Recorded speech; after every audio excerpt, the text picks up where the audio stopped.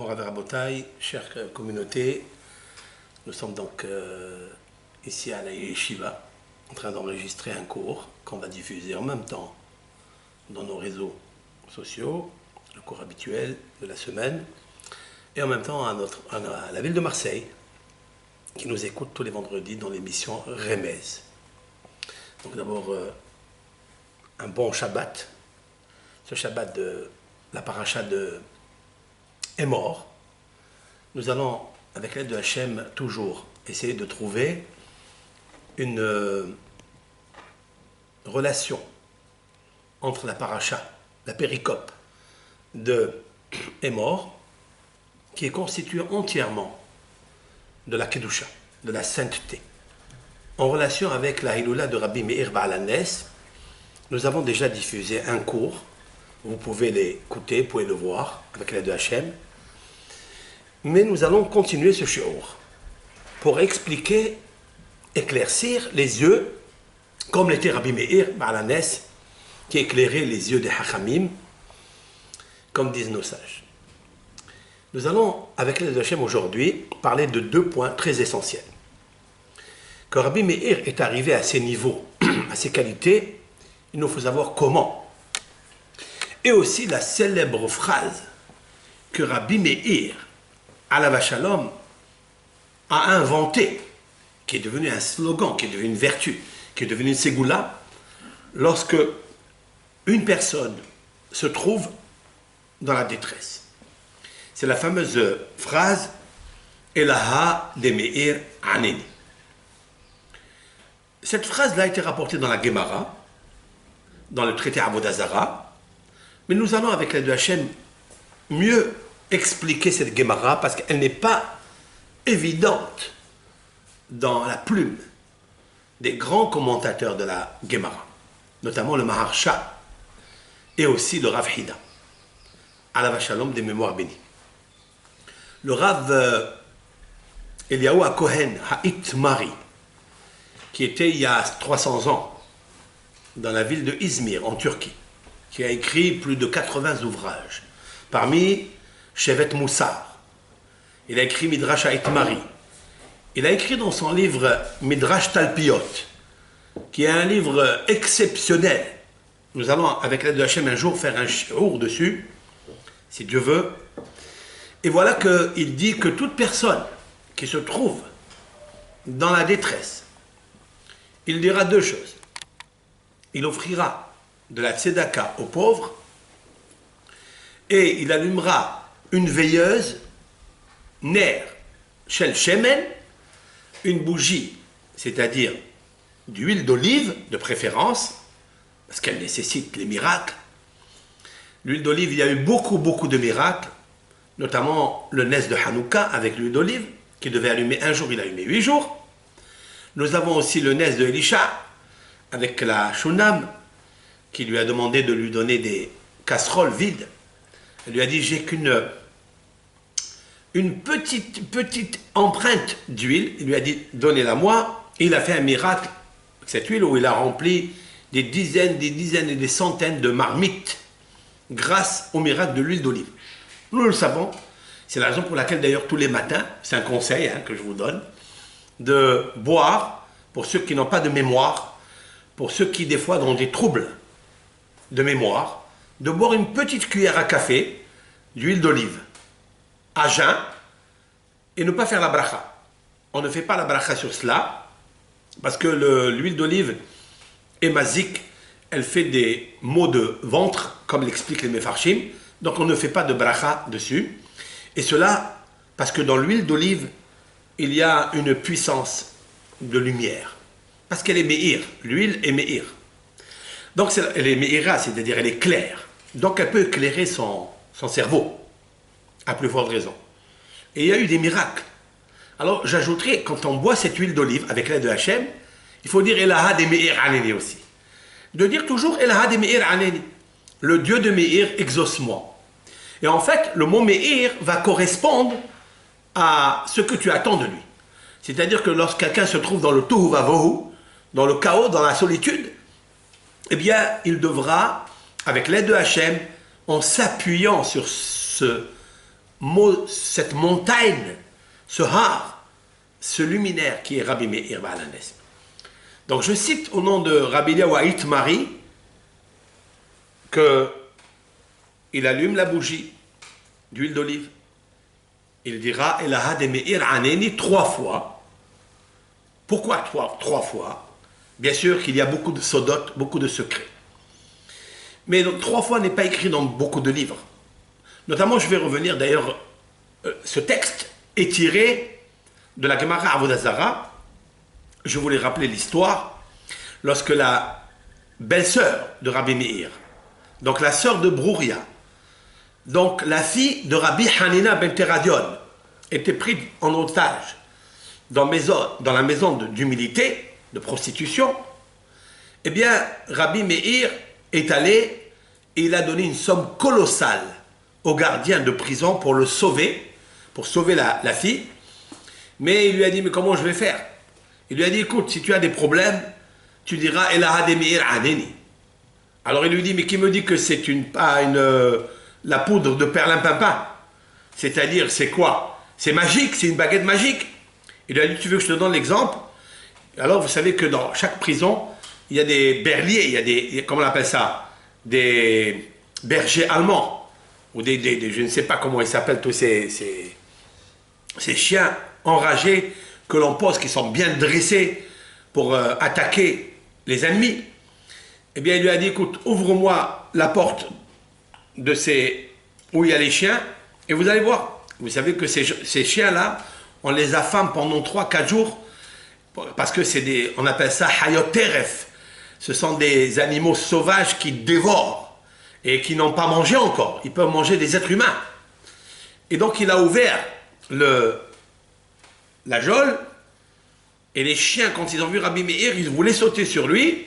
La Gemara dit que Rabbi Meir a cité cette phrase « Elaha de Meir Aneni » et se sont calmés, ils se sont prosternés. C'est incroyable. Alors, il a vu de ses yeux. Qui a vu de ses yeux? Ce goy. Ce goy qui n'a pas la lumière de la Torah, qui n'a pas les mitzvot de la Torah. Normalement, il n'est pas censé ressentir une chose pareille. Mais vous savez que toute personne, quand elle voit une vérité, Akadosh Baruch Hu a créé l'homme, n'importe quel homme, yachar, droit. Il a compris que Rabbi Meir était un homme kadosh, était un homme saint. Et c'est ça la relation qu'il y a entre Rabbi Meir et la paracha de la semaine qui est Emor. Emor, l'anagramme du mot Maor. Et si on ajoute les 4 lettres, ça fait Meir. Meir et Maor et Emor, c'est les mêmes. Mais seulement la paracha de Emor, elle nous parle de quoi? Elle nous parle de la sainteté du Am Israël. Elle parle d'abord du Kohen, qui n'a pas le droit de s'impurifier aux morts. Il n'a pas le droit de se marier avec n'importe quelle femme. C'est-à-dire une femme, si c'est un Kohen simple, une femme qui est divorcée. Il peut se marier avec une femme qui est veuve. Mais le Kohen Gadol, lui, il ne se mariera qu'avec une fille vierge, excepté la femme divorcée, la femme almana, la femme veuve, etc. Le Kohen, s'il veut servir les consécrations dans le Beth Amikdash, il sera obligé d'être intact dans son corps. Aucun défaut corporel. Pourquoi? Arizal explique que Akadosh Baruch Hu, de la même façon qu'il a créé le corps humain avec 248 os et 365 nerfs, 20 vaisseaux, il a créé aussi dans sa Neshama aussi 613 membres, dans 248 os, mais lumière, et 365 nerfs, 20 vaisseaux, qui sont des lumières qui éclairent et qui me'atzmim et al gouf, c'est-à-dire qui renforcent le corps humain. Et si un défaut apparaît dans le corps humain, cela veut dire qu'il y a une instinction de lumière dans le nerf. Je ne veux pas parler du nerf, du tendon, de la veine. Je parle du nerf, c'est-à-dire de la bougie, de la neshama. Et c'est la raison pour laquelle il ne pourra pas servir dans le Beth Amikdash. Cela veut dire quoi? Que plus on est kadosh, et plus on peut servir à Kadosh Baruch. Rabbi Meir était un homme kadosh. D'ailleurs, la première question qu'il a demandé à la fille, à sa belle-sœur, il lui a demandé, est-ce que tu t'es impurifié? Alors il lui a dit non. Que chaque fois que venait un homme commercer avec elle, elle disait qu'elle était nida, qu'elle était indisposé. Alors Rabbi Meir, il a dit, puisque tu as dit que tu es indisposé, maintenant je vais disposer avec l'aide de Hachem, et que le Hachem va me laisser reposer. Et donc il a fait son exposé, où il a dit à l'homme, Elaha de Meir Aneni. Mais il nous faut comprendre que, qu'est-ce que ça veut dire Elaha de Meir Aneni? Avant d'expliquer Elaha de Meir Aneni, il nous faut savoir quelque chose. La naissance de Rabbi Meir Baal Hanes.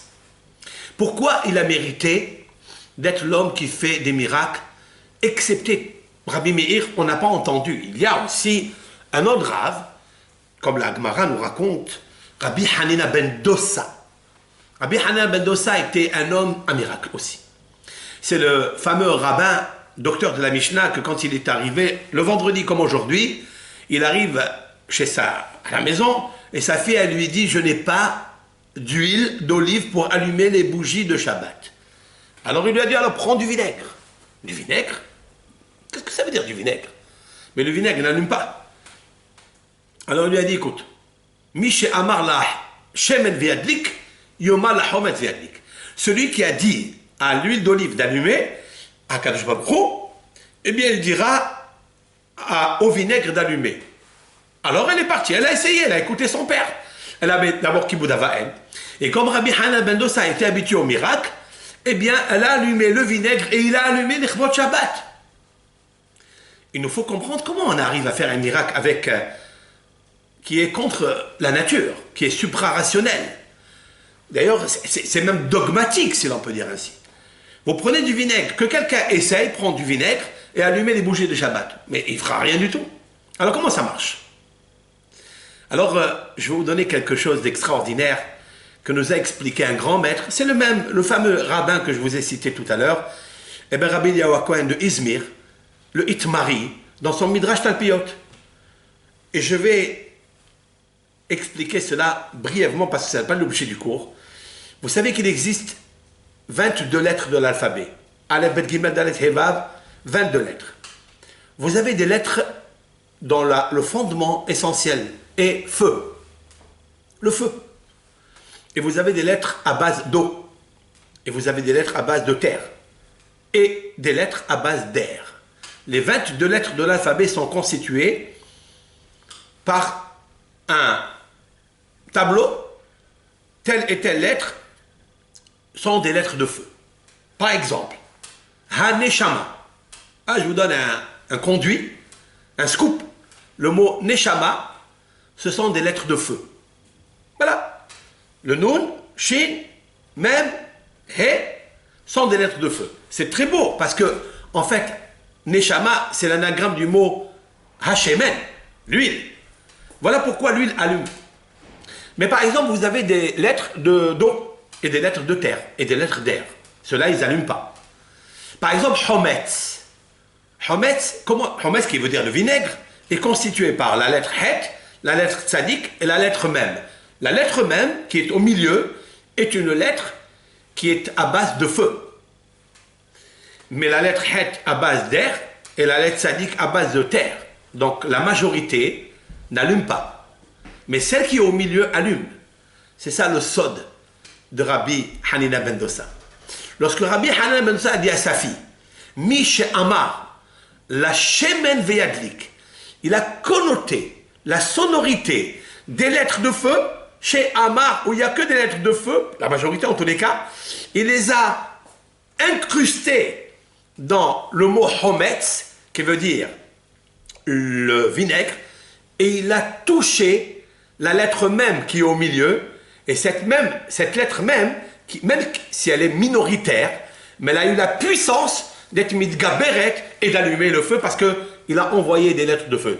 Autrement dit, que chaque fois que l'on dit un pasouk, que l'on dit un mot de Torah, même une lettre, nous sommes en train de fabriquer des milliers et des milliers et des milliers de sodotes et on ne sait pas ce qu'on allume dans le monde. Et bien sûr, c'est vrai, comme l'a expliqué le Zohar HaKadosh, que chaque mot de la prière, elle monte très très très haut. HaKadosh Baruch Hu, il sait comment on agit. Rabbi Meir avait la même force quand il disait Elaha de Meir Aneni, Donc je voulais transporter les paroles de Rabbi Eliyahu Itmari dans le sod, avec l'aide de Hachem, du shemen, de l'huile d'olive, mais avec les lettres Elaha de Meir Aneni, je vais expliquer. Tout d'abord, avec l'aide de Hachem, je voudrais expliquer comment est né Rabbi Meir. Pourquoi il lui a été donné ce nom? Pourquoi il a mérité ce nom? C'est sûr et certain que chaque fois qu'un enfant naît dans le monde et il a éclairé le monde de la Torah, comme l'a fait Rabbi Meir, il a éclairé le monde par les miracles, comme l'a fait Rabbi Meir, c'est qu'il y a une racine à cela. Bien la Gemara, dans le traité Gittin, page 56b, nous raconte l'histoire, comment est sorti Rabbi Meir, comment est né Rabbi Meir. Lorsque les Romains sont entrés pour le deuxième temple, ils ont assiégé Jérusalem. La Gemara nous trace toute l'historique, comment s'est passée la chose. Alors vous savez qu'il y avait Titus, Aracha, qui a envoyé un des grands généraux, qui était très puissant, qui s'appelait Néron. Néron, ça s'écrit en fait Nun, Yud, Resh, Vav, Nun. Néron Kisan. Mais on l'appelle Néron Kisan, Néron. Il a envoyé pour détruire le temple. Mais il était très difficile de détruire le temple parce que, tout d'abord, le Beth Amikdash, c'est là où le Ham Israël recevait la lumière de la Shekhina pour la transporter dans le monde, chez les nations, pour qu'ils puissent reconnaître la clarté de la Emouna de HaKadosh Baruch. Mais le Beth Amikdash ne peut résister que si dans le cœur de chaque juif, il reste le Beth Amikdash, c'est-à-dire où on va poser le Aaron HaKodesh, la Neshama du Ham Israël, la Kedusha du Ham Israël, la Torah dans le cœur. Dès lors que la Torah commence à s'affaiblir, à se ternir, à s'obscurcir dans le cœur, alors HaKadosh Baruch Hu, il commence à enlever les murs du Beth Amikdash et il se sépare du Beth Amikdash, il monte avec sa Shekhina, il ne laissera que des murs en bois, des tendons, des tentures. Voilà ce qui restera dans le Beth Amikdash. Et le peuple Israël, à ce moment-là, avait fauté, avait commis la faute de Sinat Hinam, c'est-à-dire la haine gratuite. Lorsque Néron est arrivé, il a fait un test. Néron, Kissar, donc l'empereur Néron, était un grand sorcier. Et il a pratiqué le sortilège. Il a pris une flèche, vous voyez, il a pris une flèche et il a envoyé, vous savez par exemple, voilà Jérusalem, ici, on va voir dans la caméra, Jérusalem est à sa droite. Voilà. Ça c'est bien de diffuser comme ça. Vous avez vu ici, vous avez de ce côté l'Est, de ce côté il y a le Darom, c'est-à-dire le Sud, de ce côté il y a le Tsafon, qui veut dire le Nord, et de côté le Ma'arav. Et Jérusalem, elle est là. C'est-à-dire, Jérusalem, le temple est là. Néron Kissar, cet empereur Néron, s'est posé ici. Et il a pris une flèche, et il a envoyé la flèche du côté est d'abord. Ici. C'est-à-dire le plus loin, celui qui est le côté le plus loin de Jérusalem. Mais il l'a fait, bien sûr, pas d'une façon naturelle. Parce que si vous jetez une flèche du côté est, alors qu'elle est loin de Jérusalem, elle ne va pas aller à Jérusalem, c'est pas possible. Mais il a demandé à son Yidéoni, c'est-à-dire, il a fait ce qu'on appelle le sortilège du Kessem. Le Kessem, ce sont des... Ils prennent des ossements de mort, ils les mettent sous les aisselles, et avec ça, ils chuchotent des schémotes, des noms qui sont impurs, et la flèche, elle va fléchir et réfléchir où aller. Mais voilà, quand il avait envoyé la flèche dans le côté est, elle faisait un détour et elle allait à Jérusalem. Donc il s'est dit, il y a quelque chose d'anormal. Cette flèche-là, elle est guidée par Dieu. Puis après, il a fait du côté Ma'arav, du côté ouest. Du côté ouest, donc c'est l'autre côté, qui n'a rien à voir. C'est le dos complètement de Jérusalem. Ça se reproduit pareil. La flèche a réfléchi et elle s'est fléchie, c'est-à-dire fléchie la cible, et elle a fléchi, elle est tombée là-bas du côté de Jérusalem. Après, il a fait d'Aram Tsafon. Voilà comment il a pratiqué pour savoir est-ce que Hachem va être d'accord avec Titus de lui transmettre entre ses mains le Beth Amikdash pour le détruire. Lorsque Néron Kissar a vu ce miracle qui s'est produit, il a dit une seule phrase. Hakadosh Baruch Hu, il veut détruire son temple, c'est sûr et certain. Mais il veut le détruire par Néron. Il a envie de se laver les mains par ce monsieur, c'est-à-dire lui, Néron. Qu'est-ce qu'il a fait? Il est allé voir quelqu'un au Beth Amikdash, un enfant qui sortait du Heder, un juif du Heder, un enfant qui sort du Heder. Et il lui dit, Néron Kissar, qu'est-ce que tu as étudié aujourd'hui dans le Heder? Psokli psukafa. Dis-moi un pasouk que tu as étudié. Vous saisissez un petit peu que c'était des gens très importants, qui connaissaient la valeur de la Torah. Et par hasard, le verset qui va lui sortir, c'est quoi? Il a dit comme ça, je vous explique en français. Il a dit, je vais donner mon peuple et mon Beth Amikdash entre les mains de Édom, c'est-à-dire Esav, Rome. Mais le peuple d'Israël se vengera de lui, par moi, Akadosh Baruch. Le peuple d'Israël verra la détresse et l'écroulement de Édom par Akadosh Baruch. Donc il s'est dit, ce pasouk que j'étais en train de réfléchir, autrement dit, que Akadosh Baruch doit détruire le temple, mais il veut le faire par moi, par Édom, pourquoi c'est moi qui le fais? Que Titus n'a qu'à le faire. Arak, qu'est-ce qu'il a fait? Il s'est sauvé et il s'est converti au judaïsme. Il est allé voir des juifs, il a étudié avec eux, et s'est converti au judaïsme. Et de lui, Uminneh Nafiq, Rabbi Meir. Et de lui est sorti Rabbi Meir. C'est incroyable, ce que le Talmud nous raconte. Dans la Torah, il n'y a pas de Gaza'anout. Dans la Torah, une personne qui a compris le Emet, elle va se convertir, parce que la Torah, elle est Emet, donnée par Akshbourou, qui est Hotamo Emet, la vérité, avec un bon émetteur, comme Moshe Rabbeinu, qui est Emet. Si quelqu'un veut se rapprocher du judaïsme, parce qu'il connaît la vérité, eh bien, nous avons la preuve dans ce traité talmudique. Gittin, page 56b de Néron Kissar. C'est incroyable qu'il nous faut comprendre quelque chose.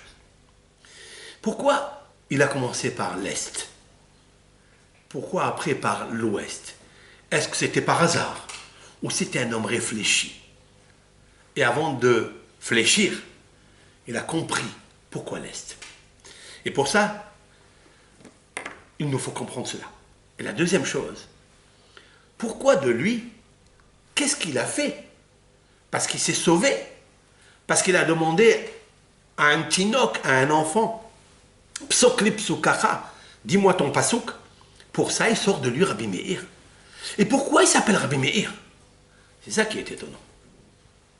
Alors pour ça, je vous invite, chers frères et sœurs et auditeurs, d'étudier avec moi un passage très sage du sage, à Gaon Rabbi Yosef Haïm, à Reah Hatov. Reah, c'est racheté votre Rabbi Yosef Haïm, qui est Reah Tov. Reah Tov qu'à Levanon. Écoutez bien, puisque le Beth Amikdash s'appelle Levanon. Alors, je voudrais vous dire quelque chose d'extraordinaire, où il y a du cœur et il y a 50 degrés de Kedusha. Lev Nun. Levanon, c'est le Beth Amikdash. Pourquoi? Parce que le Lev, c'est le Lev de Jérusalem, c'est le Beth Amikdash. Nun, Nun Sha'are Bina, qui se trouve dans le Aaron HaKodesh, dans le Kodesh HaKodashim de Beth Amikdash. Alors, s'il vous plaît, mettez avec moi votre cœur pour essayer de comprendre qu'est-ce qui émerge de notre Torah sainte avec la plus grande réflexion, la plus grande pureté, qui est donc associée à la paracha d'Akdusha des Moadim. Alors en hébreu d'abord, c'est très important. Dans la Gemara, qu'est-ce que veut dire envoyer une flèche? En araméen, Shadda, gira, la mizrah. Shadda, ça veut dire envoyer. Gira, gira en araméen veut dire la flèche. À l'est, du côté Mizrah, est. Le Rav Ben Ishai, il dit la chose suivante. Pourquoi il a voulu envoyer une flèche d'abord? Et pourquoi du côté est? Le Rav nous dit la chose suivante. Mina Shamayim Hayakach, c'est le ciel qui lui a dicté à Néron de faire ainsi. Pour nous expliquer, car leur péché était le Lachon Hara, du fait que le peuple d'Israël fautait dans la médisance. Et vous savez que la médisance est comparée dans les psaumes à une langue qui est fourchue et qui fléchit, des mots qui essayent de faire du mal avec les lettres qui sortent, des lettres de feu qui brûlent les autres. C'est ça le Lachon Hara. Alors ce monsieur a envoyé une flèche qui s'appelle Gira. Pourquoi il a envoyé dans le côté est au début? Pour voir, parce qu'il a eu peur. Il dit le Ben Ishai, ce Néron qui ça a eu peur.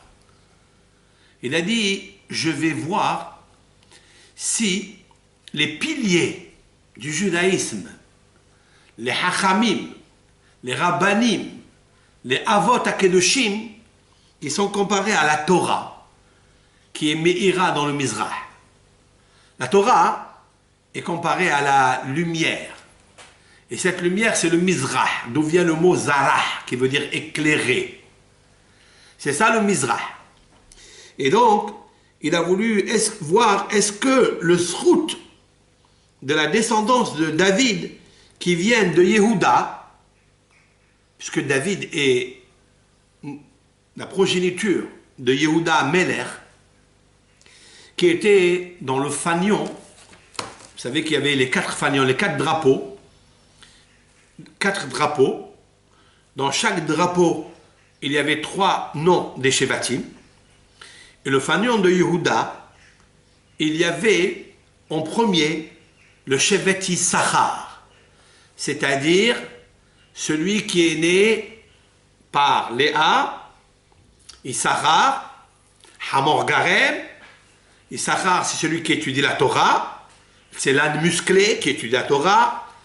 Donc il a voulu voir, est-ce que le fanion de Yehuda, qui représente le côté est, avec la force de la lumière de la Torah, allait protéger le peuple d'Israël, même s'ils ont parlé la Lachon Hara.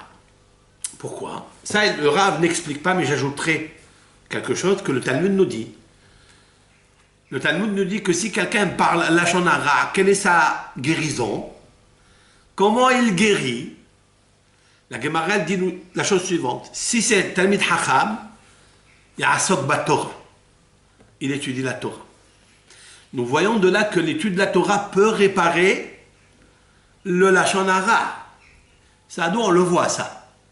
On le voit dans la Torah elle-même, dans Parashat Be'alotra. La Torah nous dit que Aaron et Myriam ont parlé la médisance de leur frère petit, Moshe Rabbeinu, de dire lui aussi il a pris une femme et il l'a convertie. Et lui aussi il est marié. Pourquoi il s'est séparé d'elle?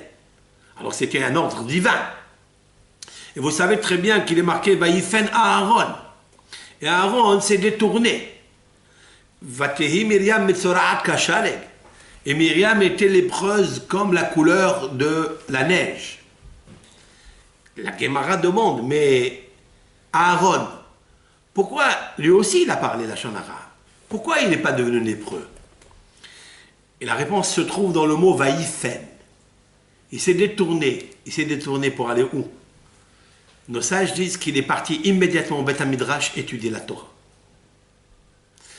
Parce que Aaron, si l'on peut dire ainsi, c'est l'anagramme du mot Aaron. C'est l'arche. Aaron, il a compris que le remède, que quand un jour il parlera la Lachon Hara sur son frère qui a donné la Torah, qui a fait descendre la Torah, eh bien le tikkun, la réparation et l'embellissement pour ne pas être châtié, pour ne pas être puni par la lèpre, c'est d'y aller au Beth Midrash, là où il y a le Aaron à Kodesh, et étudier la Torah. C'est ça, Vaïfen. Alors, Néron, il a dit, je vais voir si le srout de la Torah de Issachar allait faire bouclier, obstruction à cette destruction. Puis après, il y a qui disent qu'en fait, Mizrach, c'est Moshe Rabbeinu. Pourquoi c'est Moshe Rabbeinu? Il a voulu voir que le Moshe Rabbeinu, qui est le bouclier du Ham Israël, qui est comparé au soleil, parce que le soleil se lève tous les jours du côté est.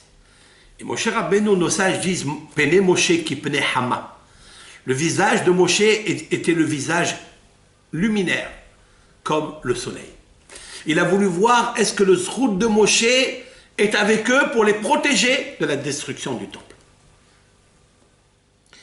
Mais qu'est-ce qu'il a vu? Il a vu que non, que la flèche, elle allait et elle se dressait vers Jérusalem. Il a voulu voir aussi, est-ce que le mérite de David à Bel-Er allait les protéger? Pourquoi? Parce que Jérusalem, c'est Ir David, c'est la ville de David. Et c'est lui, à la base, du Kotel HaMa'aravi. Le Kotel HaMa'aravi, c'est le mur qui est le Ma'arav. Et c'est la raison pour laquelle il a envoyé du côté Ma'arav, du côté ouest, là où se pose aujourd'hui le mur de lamentation, qui est Bisrout, cette fondation qui ne se détruira jamais. Et on l'a vu, et que tout le monde peut l'entendre, qu'il y a eu beaucoup de peuples qui sont rentrés en RS Israël, qui ont détruit le Beth Amikdash, mais n'ont jamais réussi à détruire le Kotel HaMa'aravi. Bisrout, David HaMelech, qui est le Ma'arav, parce que la Shekhina se trouve dans le Ma'arav. Je dirais aussi Bisrout, Rachel. Rachel, c'est grâce à elle que le Beth Amikdash, que le Kotel HaMa'aravi n'est pas détruit. Pourquoi? Parce que Rachel, elle pleure pour ses enfants. Rachel de Yaakov, la Shekhina de Yaakov, c'est-à-dire Akadosh Baruch Hu, elle pleure. D'ailleurs, Ma'arav, Rachetevot, Rachel mevaka al baneha. Rachel, elle pleure pour ses enfants.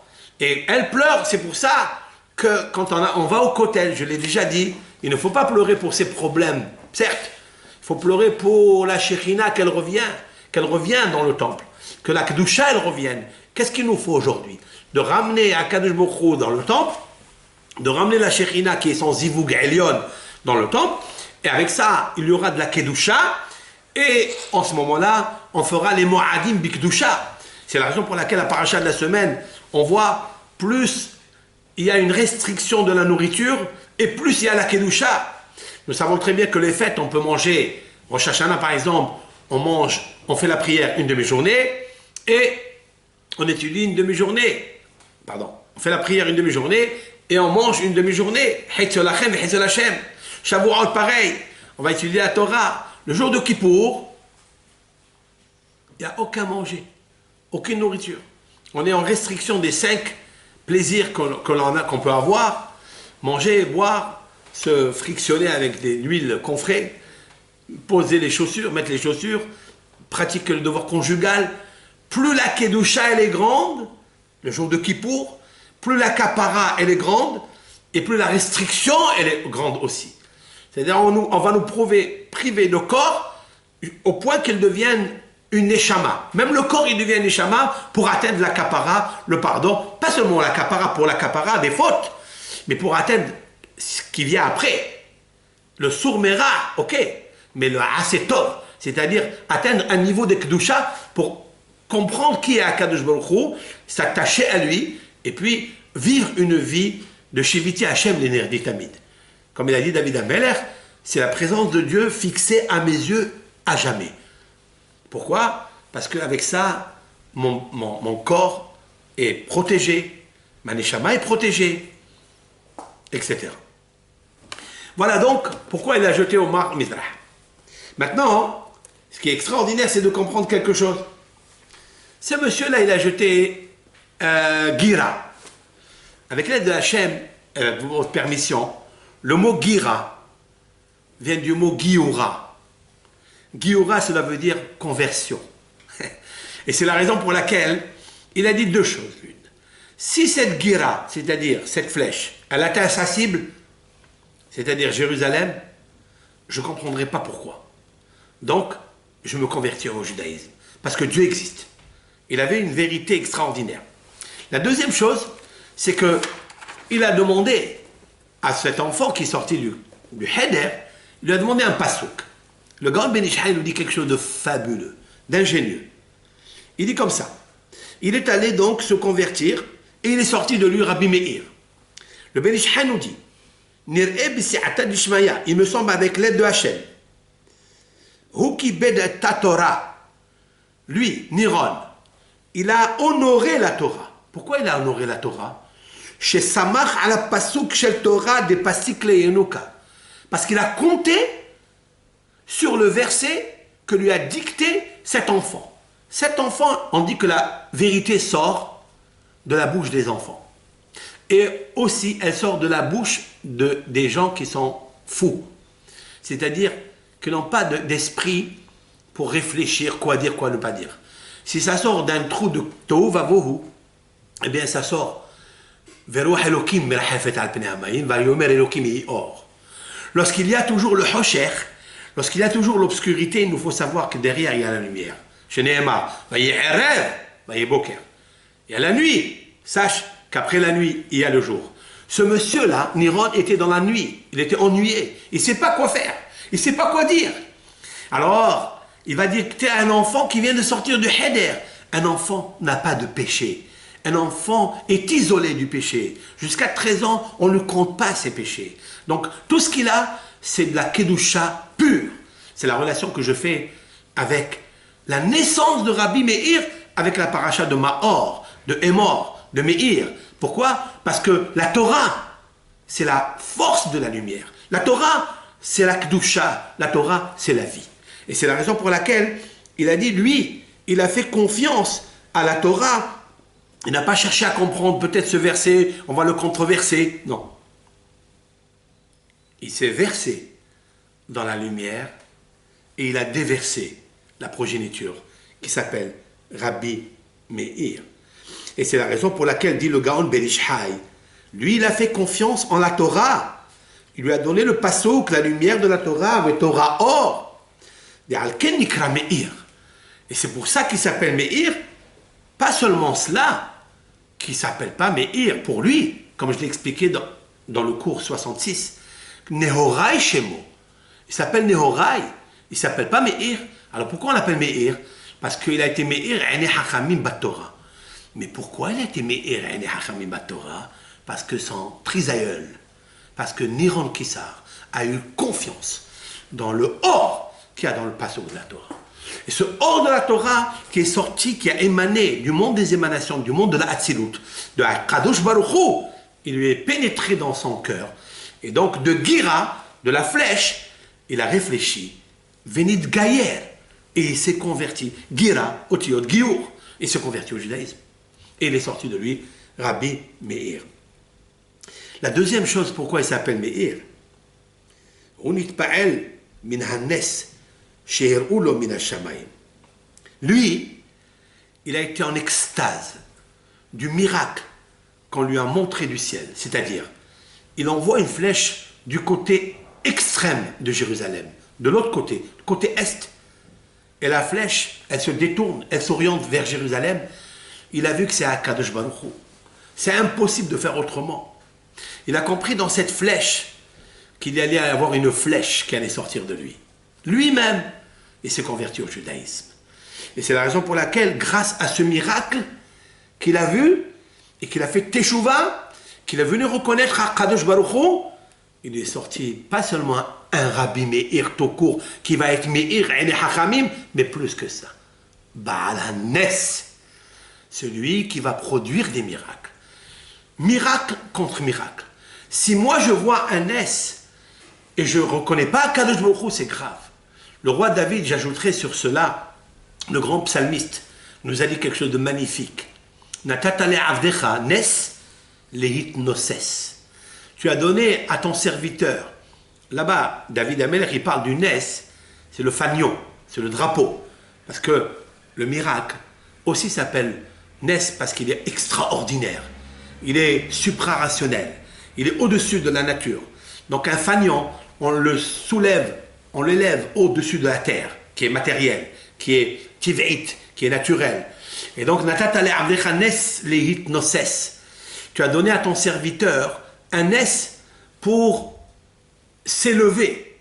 Lorsqu'un homme, dit le Rav Hida, Alav Shalom, Maran Hida, lorsqu'un homme reçoit un miracle de Dieu, il voit le Sechel Ha'elyon, c'est-à-dire l'intelligence, la Chokhma, la sagesse qu'il y a dans ce miracle. Qu'est-ce qu'il devra faire? Les hypnoses. D'abord, remercier à Kadosh Baruch Hu, Modé Ali Lefanecha, merci à Kadosh Baruch Hu que tu m'as donné ces miracles parce que ça vient de toi. Alors Hachem Yitbarach, c'est sûr et certain qu'il lui fera encore un S. Eh bien, c'est ça qui s'est produit avec Néron Kessar. Il a vu le Nes de Akadosh Baruch Hu. Il a dit merci à Akadosh Baruch Hu que je ne veux pas détruire moi le Beth Amikdash. Et en plus, on pourra ajouter que le Beth Amikdash, c'est le Ma'or Ha'elyon. C'est la lumière du monde. Et du fait qu'il n'a pas détruit le Beth Amikdash, qui est le Ma'or du monde, il est sorti Rabbi Meir, chez Meir Kol Ha'olam Kullo, qui a honoré le monde entier, qui avait du cœur. Il a atteint lui aussi des degrés incommensurables de la Kedusha et de la lumière. Maintenant, Rabotai, fin de citation du Ben Ish Chai, en expliquant, bien sûr, j'ai ajouté des petites résonances, comme d'habitude, avec l'aide de Hachem. Mais je voudrais vous dire quelque chose. Pourquoi on allume une bougie? Pourquoi on ne dit pas la phrase « Elaha de Meir Anini » sans allumer une bougie? Le Rabbi Meir n'a pas allumé une bougie. Quand il a dit au gardien de sauver sa belle-sœur, il n'a allumé aucune bougie. Pourquoi nous allumons une bougie avec l'huile d'olive? Vous savez pourquoi? Parce que c'est sorti de Néron.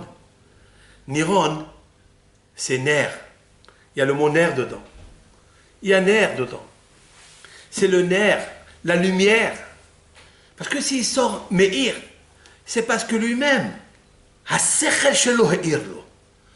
lorsqu'un homme il voit la vérité qui est le Emet, qui est la lumière, il n'a pas cherché à comprendre, de dire bon, allez, je vais essayer un petit peu de faire comme ça ou comme ça. Non, il a pris, il était convaincu que la Kedusha, elle était Emet, que Beth Amikdash était Emet. Et c'est la raison pour laquelle il va éclairer sa vie. Maintenant, revenons avec l'aide de Hachem. Il y a beaucoup à dire, bien sûr, sur ça, mais on va dire des petites brindilles de chaque chose. Maintenant, revenons à cette phrase magique. Elaha de Meir Aneni ou Elaha de Rabbi Meir Aneni. Le Maharsha, ce grand commentateur de la Bible, de la Gemara, qui a vécu au XVIe siècle, a dit la chose suivante. Comment est-ce possible que Rabbi Meir, donc le personnage, le Rav, il puisse dire Elaha, le Dieu de Meir, exauce-moi.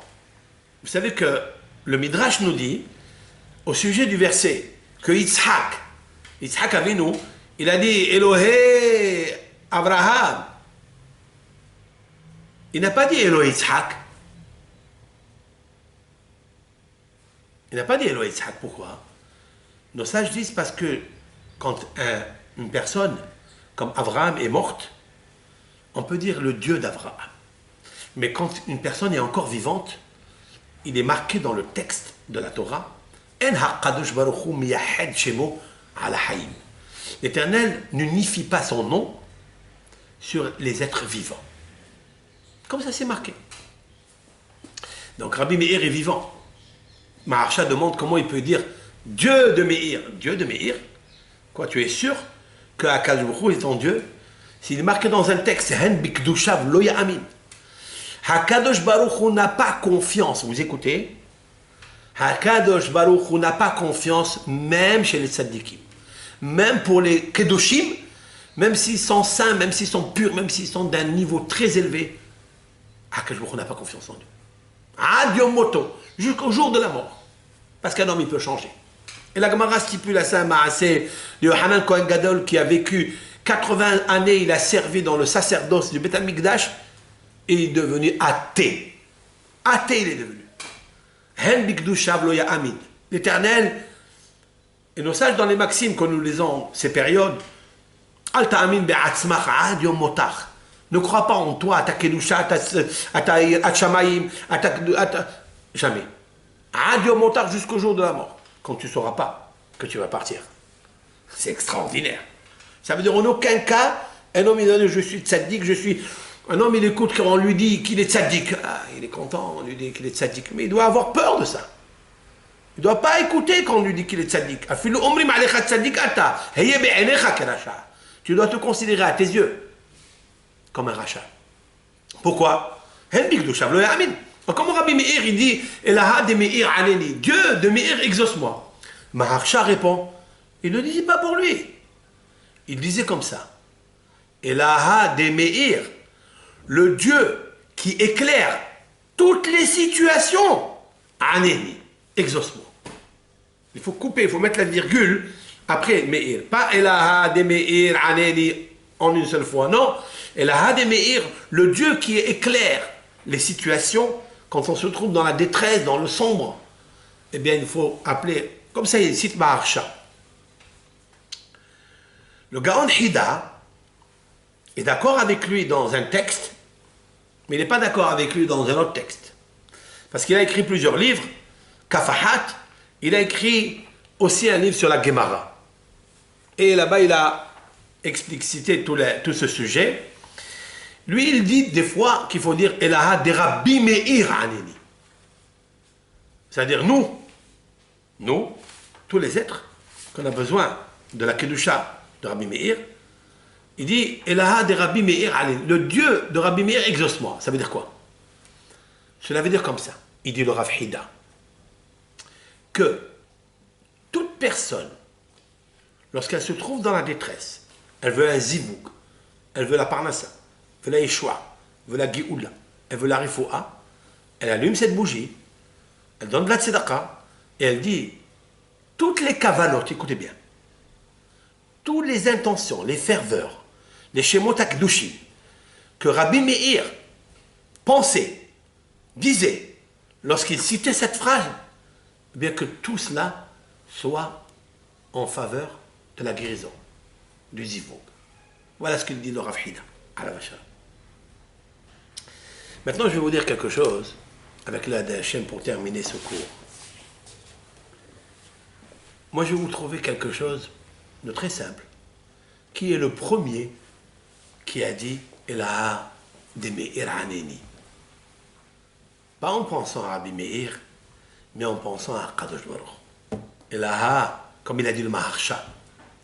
Elaha, le Dieu des Meir, qui éclaire toutes les situations, éclaire-moi, exauce-moi. Je vais vous dire qui est-ce. Vous savez, Avraham Avinu, Alav Shalom, le père du monothéisme, le père de la Emouna, fondateur de la Emouna, Bashem Idbarach, Bashamayim ou Ba'arez, il avait besoin de marier un fils qui avait 37 ans, Yitzhak.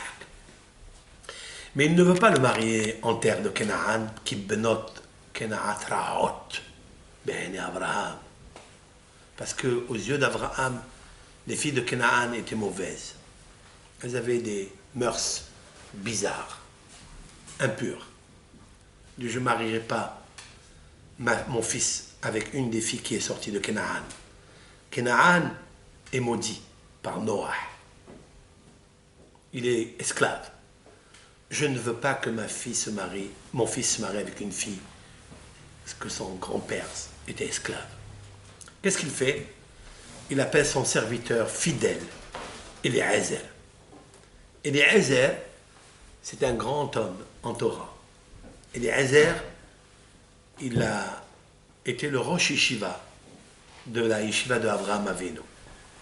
Dans Mesek Eliezer, nos sages disent que la dichotomie de Eliezer, Dole ou Mashke mitorat rabo, cela veut dire il puise de la source de la Torah et il influence les autres, il partage avec les autres, il distribue avec les autres. Eliezer, ça a été un des premiers avadim, serviteurs et fidèles d'Avraham Avinu à diffuser la Torah. Eliezer avait d'Avraham. C'est incroyable, hein? Je vous ai dit une fois que Avraham, il est descendu dans le Gilgul de Rabban Gamliel. Parce qu'Avraham était Gimilut Hasadim. Et Rabban Gamliel était Baal Gimilut Hasadim, il était Nassi. Il était prince, comme Avraham Avinu. Vegomel Hasadim. Et Rabban Gamliel avait un serviteur qui s'appelait Tavi. Tavi Avdo. Son serviteur Tavi. Dans le traité Berachot, les premières Mishnayot. Vous savez qu'il était serviteur Kenaan. Il n'avait pas le droit, quand il est mort, son serviteur Tavi, eh bien, il a fait le deuil pour lui. Et les élèves lui ont dit, Rabbi, tu ne nous as pas enseigné qu'on ne fait pas le deuil sur les serviteurs qui sont Kenaanim. Il leur a dit comme ça.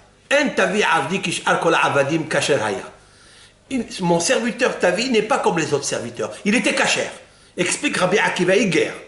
Dans les Tosafot à lui, kasher Haya, qu'est-ce que ça veut dire? Shaya Talmid Hacham. Parce qu'il était Talmid Hacham. Et alors? Mais c'est un arrivé de Canaan. Voilà ce que dit la Mishnah. Je me suis intéressé à savoir c'est qui ce Tavi là. Alors j'ai expliqué que c'est Eliezer. Il avait un itsous de Eliezer. Pourquoi? Parce que c'est marqué que lorsqu'Eliezer est parti chercher l'épouse de Yitzhak, Asara Gemalim fait allusion à Rabban Gamliel. Et tout le bien fait allusion à Tavi. Tavi Avdo. Et donc, Eliezer, c'était un homme d'une kedusha exceptionnelle. Mais Rabbi Eliezer, maintenant, le Eved Avraham, il arrive devant un puits. Et puis, il est épuisé. Il a envie de boire. Et ses chameaux aussi. Et il attend. Les Etzet HaShoavot, au moment propice où sortent les filles qui vont aller puiser de l'eau dans ce BR.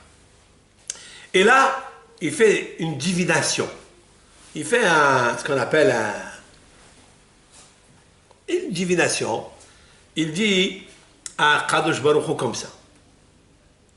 La fille à qui je demanderai, d'accord, que de me donner à boire, et elle me donnera à boire à moi et à mes chameaux, Ota Ochachta, c'est elle que tu m'as démontré, Uba Eda, et grâce à elle je saurai que Akadosh Baruch Hu, il a réservé cette femme à mon Seigneur, Yitzhak. Comme ça il a dit, ça veut dire Eliezer, il était dans la difficulté. Il veut faire plaisir à son Seigneur Abraham, mais quand il arrive là-bas, il est perdu. Il est perdu. Eloah Shamaim, Eloah arrête, s'il te plaît, montre-moi la fille, etc. Il prie à Kadosh Baruch Hu. Mais il nous a dit une phrase très importante. La fille à qui je demanderai de faire le Hesed, il a dit, Ota Ochachta, c'est celle-là que tu as démontré, Uba Eda, Eda Rachetevot, Elaha de Meir Aneni, Elaha de Meir Aneni. C'est le seul mot qui est écrit dans la Torah. Une fois, Eda, c'est Eliezer, pour le Zivoug. Pourquoi Hachem l'aide dans la Yeshua, dans la Géoula? Uba, c'est quoi Uba? C'est pas de Rivka, celle qui va arriver. Uba, la Shekhinah. La Shekhinah qui est la lumière de Dieu. Comme l'a expliqué le Gaon Ben Ishai dans son livre Sod Yesharim. Il a expliqué qu'est-ce que c'est la Shekhinah. Or Gadol qui émarge Ne'etzal me'habore olam, me'olam ha'atzilut. C'est une lumière grandiose qui émane de Akadosh Baruch Hu. Et c'est cette lumière-là qu'il faut prendre pour éclairer notre situation. Et Eliezer, il a dit, Ezer, d'où je vais trouver Ezer Kenegdo, c'est-à-dire la femme qui va être l'aide à mon Seigneur Yitzhak. Il a dit, Eliezer, Elaha, de Meir, c'est-à-dire Dieu qui éclaire. Anéni, s'il te plaît, exauce-moi. Il n'a fait aucune divination. Il a lu la phrase magique. Et moi, je pense, c'est de là que Rabbi Meir, il a pris cette puissance. Que quand on se trouve dans une situation difficile, obscure, il nous faut citer Aleph, Dalet, Aïn, et la de Meir Anéni. Mais pourquoi? Le mot Eda vient du mot Da'at. Vous savez que nous sommes dans Pesach Sheni dimanche. Comme je l'ai expliqué dans le cours 66, il y a le nom de Akadosh Baruch Hu. Chaque mois de l'année, il y a un nom sacré qui régit le mois. Le mois de Nissan, nous avons dit que c'est Yud Kevavke en ordre. C'est-à-dire, Ismehu Hashamay Vetagel Haaretz. Les cieux sont heureux, la terre est pleine d'allégresse. Il y a le nom de Dieu, le peuple d'Israël est sorti d'Égypte, il est dans la Hérout. Zman Héroutenu. Nous sommes sortis de là. Puis après vient le mois de Iyar. Le mois de Iyar, c'est quoi? Le mois de Iyar, c'est le mois de Da'at. Le mois de Iyar, c'est la préparation pour recevoir la Torah, qui est Da'at Torah. La Torah, Da'at. Quel est le verset? Quel est le verset qui régit, le nom de Dieu qui régit le mois de Iyar? C'est lequel?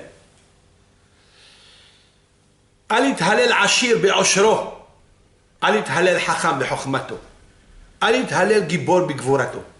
Dans les prophètes d'Ésaïe, il dit, un riche ne doit pas s'enorgueillir de sa richesse, ni le sage de sa sagesse, ni le fort de sa force. Qui imbezot, seulement par cela, c'est-à-dire la Torah. Alors regardez la suite. Ithalel, hamit halel, haskel veyadoa oti. Qui imbezot, après vous avez Ithalel, je vais vous le marquer ici, comme ça vous le notez. Ithalel, ha, mithalel, haskel, veyadoa oti. Vous avez vu? Yud, ke, vav. Il n'est pas en ordre. Non, mais c'est très puissant. Cela veut dire que dans le nom de Dieu que je viens de citer, Ésaïe nous parle de quoi? De la Chokhma et de la Da'at. Haskel, Sechel, Chokhma, Veyadoa, et c'est quoi? Da'at. Voilà Veyadoa. Uba Eda.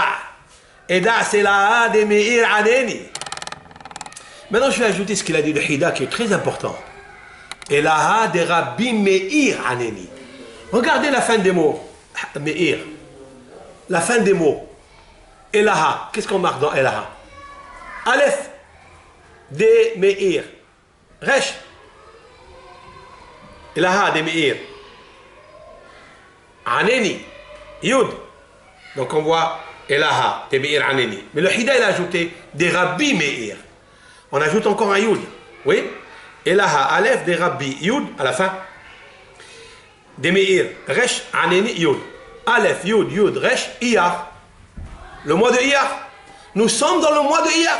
C'est la Hiloula de Rabbi Meir Baal HaNes. C'est lui qui a dit là, de Meir Aneni, le mois de Iyar. Et c'est pour ça que cette phrase, elle guérit. Comme disent les Mefarshim, Ani Adonai Rofecha, c'est la croche-tiche de Elaha de Meir Aneni. C'est-à-dire, il guérit la situation là où tu te trouves. Tu devras dire Elaha de Meir Aneni. C'est pour ça que le mois de Nissan, c'est Chokhma. Et le mois de Iyar, c'est Da'at. Et vous savez que ces deux choses-là, ces deux qualités stéréotiques, sont très ra'in de l'abit Parshan. Ce sont deux camarades, deux jumelles qui ne se séparent jamais. Et c'est pour ça, avec l'aide de Hachem, Rabbi Meir ne se sépare jamais de Rabbi Shimon Bar Yochai. Parce que Rabbi Meir, c'est le Hacham, et Rabbi Shimon Bar Yochai, l'Akba Omer Yudhet de Iyar, c'est quoi? C'est qui? C'est qui? Botsina Qaddisha. C'est-à-dire le luminaire saint, c'est Da'at. Da'at, Dahibour. Da'at, c'est le Hibour. C'est le Hibour Hazohar qu'il a écrit et qui, avec ça, avec l'aide de Hachem, il va dispatcher la Torah qui s'appelle Torah Or. Voilà pourquoi Meir, il est sorti de Néron, parce que Néron, le Passouk l'a éclairé, il est sorti de lui un homme qui a éclairé le monde. Mais Rabbi Meir va nous dire dans le Pirkei Avot, Kol halomed Torah lishma, tout celui qui étudie la Torah pour le nom de la Torah, pas pour s'enorgueillir, avec humilité, pour le nom de la Torah. Alors, Nikra Rea, il s'appelle camarade. Après, Ahuv, il est aimé. Ohev et Aberiot, il est aimé, il aime les créatures. Pourquoi il a commencé avec Rea? Rabbi Meir, pourquoi il a commencé avec la lettre Rea? Camarade. Rachetevot, Rabbi Akiva. Il veut faire plaisir à son maître parce qu'il est d'une reconnaissance insoupçonnée. Rabbi Meir. Nikra Rea. Mais vous savez pourquoi aussi? parce qu'il veut faire allusion aussi à Réa, c'est son trisaïeul, Néron Kissar, qui est sorti du Ra, c'est-à-dire de l'obscurité, de la méchanceté de détruire Beth Amikdash, au Ma'or Gadol de donner Rabbi Meir. Donc, avec tout ce shiur-là, il rassonne que toute cette Torah, elle nous éclaire. Elle éclaire le monde entier.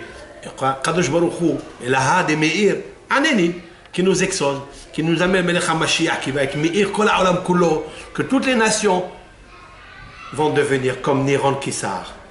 Ils vont se convertir, pas au judaïsme, ça n'a rien à voir avec le judaïsme, à la liste de la vérité, au créneau de la vérité, au luminaire de la vérité, comme l'a fait cet homme qui était païen, qui était destructeur. Il a changé complètement de flèche. Il est allé vers Jérusalem, cette fois-ci, mais pour construire le Beth Amikdash. Amen, Kénération, Shabbat Shalom, Nechol, Akila, et à tous ceux qui nous regardent, que Akshmouchou il apporte sur vous la bracha de Aaron HaKohen, מדבר אדוני אל משה לאמור, דבר אל אהרון ואל בניו לאמור, כה תברכו את בני ישראל, אמור להם, יברכך אדוני וישמרך, יאר אדוני פניו אליך ויחנק, שא אדוני פניו אליך וישם לך שלום. Je retiendrai juste Yair comme Meir, comme l'anagramme du mot Iyar. En ce mois de Iyar, Akash Baruch Hu, il vous donne toute la lumière que vous méritez. Et la Géoula Shlema, Melech HaMashiach b'mehera b'yameinu, beqarov mamash. Amen.